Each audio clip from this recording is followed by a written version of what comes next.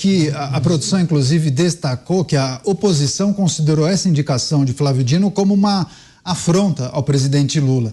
Parlamentares conservadores dizem que Dino debocha do Congresso e quer derrubar a escolha durante a sabatina na CCJ. Senadores prometem fazer todo o esforço para derrubar a indicação. Isso está em linha com aquilo que você falou, né, Mota? Senadores, agora a bola está com vocês. Mas é difícil a gente acompanhar uma sabatina que não aprove o indicado pelo presidente, né, Mota? Mas o recado vale? Eu prestei muita atenção aqui no que os meus colegas falaram e eu fico muito incomodado com esse cenário que o Zé Maria tão brilhantemente descreveu, né, com a experiência de quem testemunhou. Tem muita coisa errada nesse país hoje, e há vários níveis de coisas erradas, né? Tem coisas que são erradas, coisas muito erradas, coisas absurdas, coisas ultrajantes. Todo dia a gente escuta uma nova notícia que aumenta a nossa capacidade de lidar com essas coisas. E, de repente, a gente percebe isso. Nós temos um processo que deveria ser um filtro que jamais reprovou ninguém. Desculpe, eu preciso perguntar, que filtro é esse? Imagine que você está contratando uma pessoa para trabalhar na sua empresa, mas você tem que aceitar e contratar a primeira pessoa que aparecer lá. Isso não é um processo de contratação, isso não é um processo de seleção. A corte mais elevada do país não é um cargo como outro qualquer, especialmente no momento em que a gente está vivendo. Eu não acho que o cidadão comum, o eleitor, o pagador de impostos, fica muito satisfeito quando se dá conta disso, né? De que é um processo, como o Zé mesmo falou, de chazinho com torradas, vai lá, fala umas amenidades e está garantido. Como assim, gente? Pensei que a gente tivesse uma Constituição, eu pensei que a gente tivesse 3 poderes independentes, eu pensei que isso fosse para valer, mas é de brincadeira, é de mentirinha, é tudo um jogo combinado, deixa que eu deixo. Eu nem sei o que comentar a respeito disso. Vai lá, Beraldo. Me ajuda aí, Beraldo. Não, esse é o país da aprovação automática. O Brasil se tornou isso.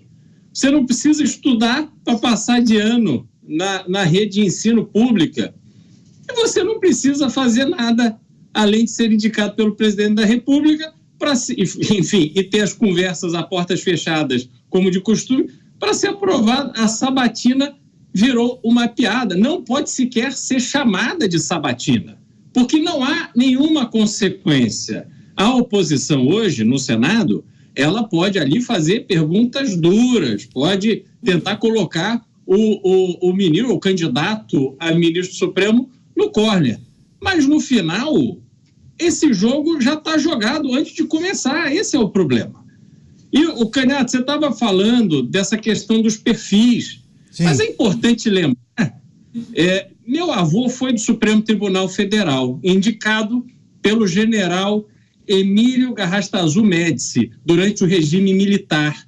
Ele havia sido um dos grandes nomes da política brasileira, construiu uma reputação completamente ilibada, tendo sido, à época, o único presidente da Câmara dos Deputados a deixar dinheiro no caixa das câmaras dos deputados e fez um trabalho muito duro, isso lá na década de 60, contra abusos que existiam com o gasto de dinheiro público. Tivemos na Suprema Corte Oscar Dias Correia, que Zé Maria conheceu também. Tivemos Célio Borja, tivemos Adalto Lúcio Cardoso, tivemos tantos nomes, Francisco Rezec, citado aqui anteriormente, pessoas que eu tive o privilégio de conviver quando eu era criança e consegui formar a minha visão sobre o que é ser homem público, sobre o que é ser um ministro do Supremo Tribunal Federal, a partir destes exemplos. E eu asseguro que não há nada neste Supremo de hoje que lembre o que era o Supremo Tribunal Federal. A dinâmica que tomou conta da Corte, a dinâmica da relação da Corte com os outros poderes da República simplesmente deturpam a essência do equilíbrio e independência entre os poderes. Então, é realmente de ficar desolado ao ver o ritmo, o curso que essas coisas tomam. Não dá para olhar, neste dia de hoje, olhar para frente e ver o Brasil se recuperando de suas mazelas. É isso. Cada um trazendo o seu ponto de vista, debate importante. Você, Dantas? Eu acho que o perfil do Dino, ele repete muito, ele é muito parecido com o do próprio Nelson Jobim, que é um pouco seu padrinho nisso. Formado ali, né, na magistratura, ali no direito, depois entrando na política, depois vira ministro da Justiça e depois vai a ministro do Supremo. Nelson Jobim foi constituinte, né? Foi deputado constituinte, inclusive. E foi indicado pelo Fernando Henrique. Depois se aposentou mais cedo. Ele não permaneceu, né? O Flávio Dino pode acontecer a mesma coisa, porque quem tem aquela centelha ali da política não consegue ficar muito tempo, vamos dizer assim, numa vaga ali, num trabalho só extremamente técnico, jurídico, burocrático. Talvez é por isso a gente veja também o Supremo indo para o lado da política, né? Fazendo muito ministro fazendo política, às vezes para acomodar esse sentimento. Tem ministro que deveria já ter se aposentado e ido para a política, se quer fazer política. Infelizmente, a gente hoje percebe essa confusão institucional em função justamente daqueles que têm, né, ali essa quedinha pela política e que não se satisfazem apenas em exercer o mandato de ministro do Supremo, de guardião da Constituição. E, como a gente já conversou aqui outras vezes, a Constituição também favorece essa imersão, vamos dizer assim, na política. Enfim, infelizmente essa situação ela não se resolverá tão cedo, porque, mais uma vez, não existe vácuo no poder. E quando uma instituição ela avança sobre a outra, dificilmente ela recua, porque as instituições são as pessoas que as ocupam, né? Então, enquanto não houver uma mudança geracional, e se essa mudança da própria Constituição da Corte, ela é feita para reforçar esse perfil, como está acontecendo agora, a gente não deve esperar uma mudança, vamos dizer assim, um recuo do Supremo em relação a esse ativismo judicial tão cedo. Agora, por que acontece isso também?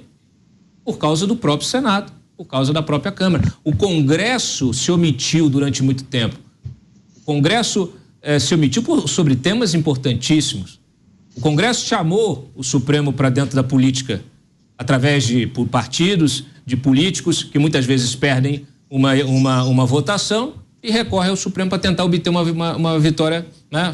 Ali uma vitória no tapetão, como a gente gosta de dizer na área do direito esportivo. Então, assim, esse é o resultado dessas instituições, é o resultado das pessoas que vêm ocupando essas instituições, que são pessoas eleitas pelo eleitor brasileiro, profundamente ignorante, né? Não tem estudo, é o da aprovação automática, como lembrou aí, né, o Beraldo, a gente já falou sobre essa herança do Paulo Freire, e esse ciclo vicioso vai se repetindo. Difícil a gente coincidir aquilo que a gente acha como ideal com a realidade. Eu tenho dois reparos aí na fala do Dantas. Eu não acho o eleitor ignorante, ele é mal informado, as informações não chegam para o eleitor como deveriam, né? Mas não há ignorância nisso e há uma percepção clara de como funciona a política, e é isso que está errado. Sobre os ministros do Supremo, é importante que ele seja indicado por um presidente da República que foi banhado pelas urnas, que disputou, e ele chega exatamente ali com o apoio popular para fazer a indicação. Eu insisto que o que está de errado nessa história é a tal da sabatina e a possibilidade de ser proibido um candidato a ministro do Supremo Tribunal Federal se reunir a portas fechadas com o senador. Eu não acho isso correto, porque os dois são dependentes. O ministro julga o senador e o senador julga o ministro. Então a possibilidade de acordo é muito alta. Então eu acho que a sabatina é que está errada. Não dá para... vamos indicar alguém que veio da magistratura.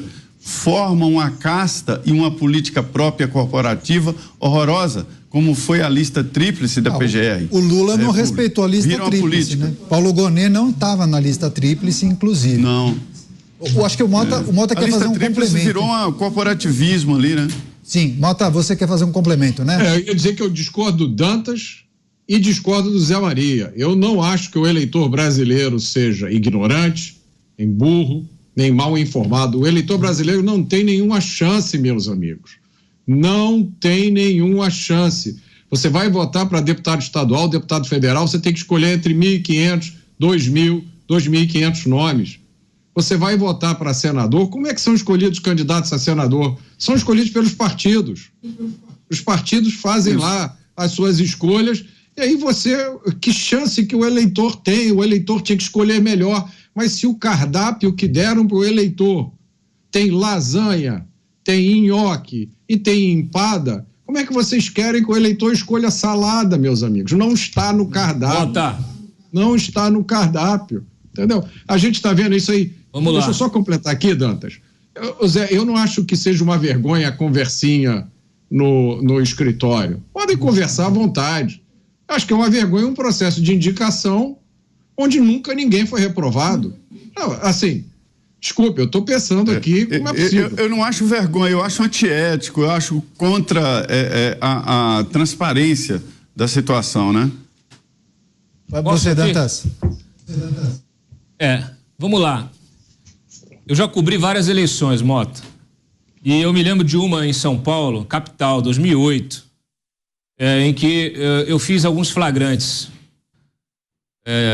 de entrega de cesta básica para compra de voto e de cooptação ali pelo movimento dos sem-teto, justamente criando uma série de condições ali para cooptar o voto e mobilizar as pessoas.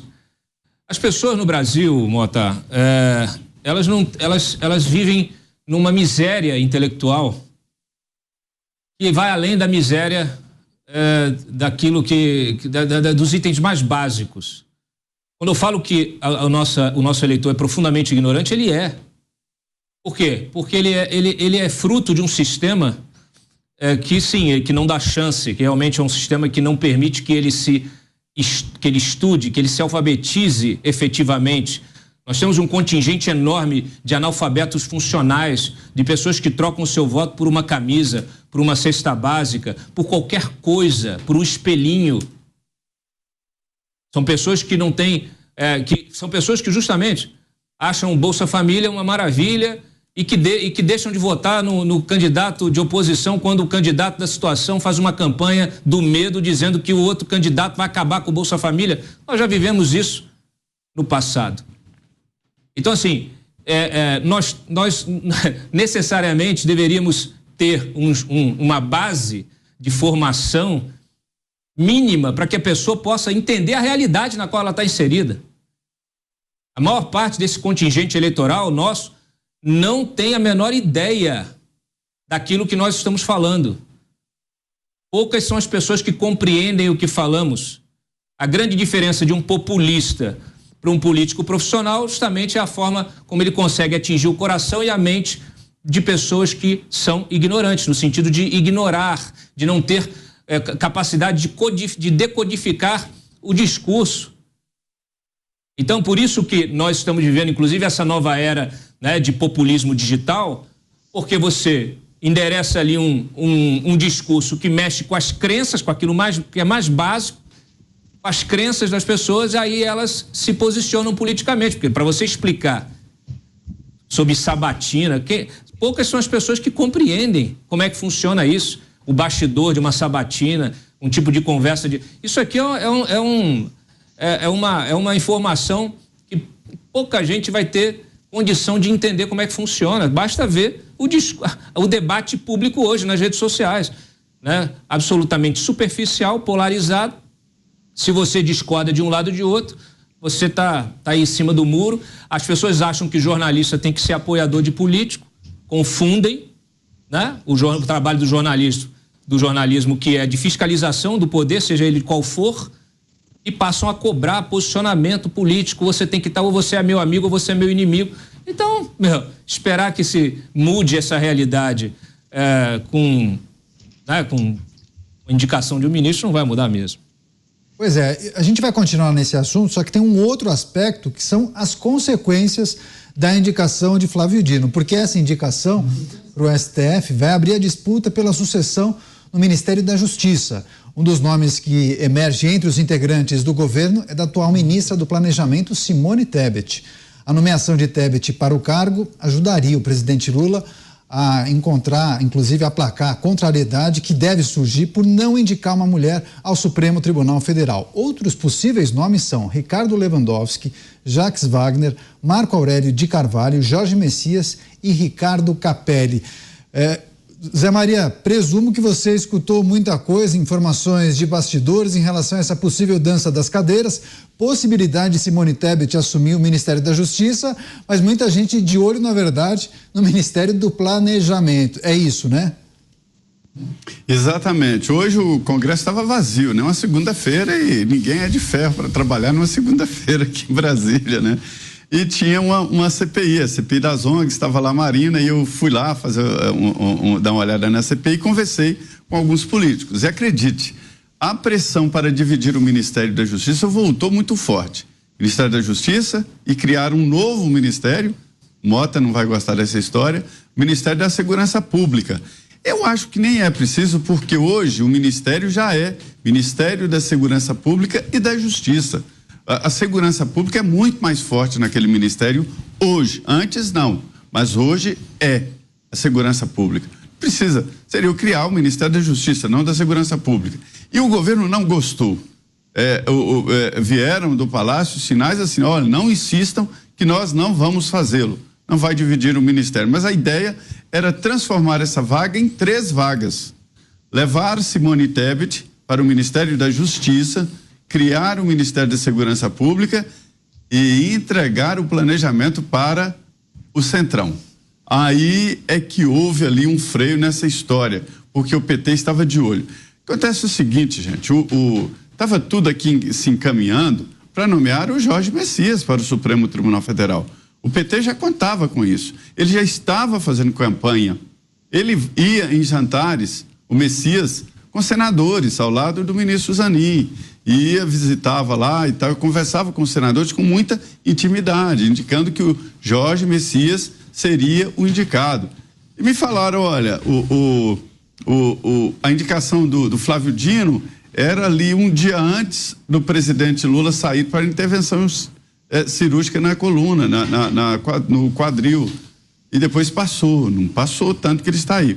Agora, me disseram também que houve uma sondagem no Senado Federal e que a aprovação do Dino está garantida, ou seja, já tem 41 votos. O trabalho dele agora é para aumentar e não passar a vergonha de ficar entre os menos votados aí da história. Está com esse quadro está com André Mendonça, que tem 32 votos contrários. Mas me dizem que tem os 41 votos. Cristiano Beraldo, Simone Tebet na Justiça. Quais as perspectivas? Minimizar o mal-estar pela não indicação de uma mulher ao Supremo Tribunal Federal? Renato, só há uma certeza, só há um único elemento concreto nessa forma de tratar a sucessão no Ministério da Justiça, que é o absoluto menosprezo pelo que simboliza o Ministério da Justiça e hoje também a segurança pública. Basta dizer que o ministro que agora sai...